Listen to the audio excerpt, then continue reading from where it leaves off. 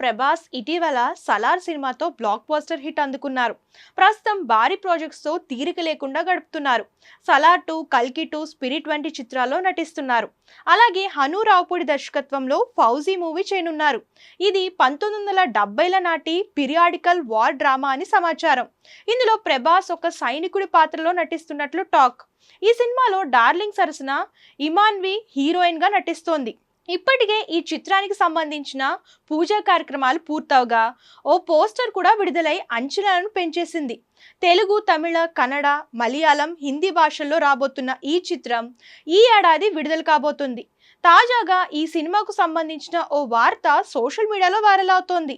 ఈ మూవీలో Bollywood young beauty Vamika Gabbi కీలక పాత్రలో నటిస్తున్నట్లు సమాచారం. ఈ విషయం గురించి ఆమెతో చిత్ర బృందం చర్చలు కూడా జరపగా వామిక నటించేందుకు ఒప్పుకున్నట్లు తెలుస్తోంది. ఇందులో నిజమెంత అనేది తెలియనప్పటికీ ప్రస్తుతం ఇందుకు సంబంధించిన పోస్టులు సోషల్ మీడియాలో వైరల్ అవుతున్నాయి.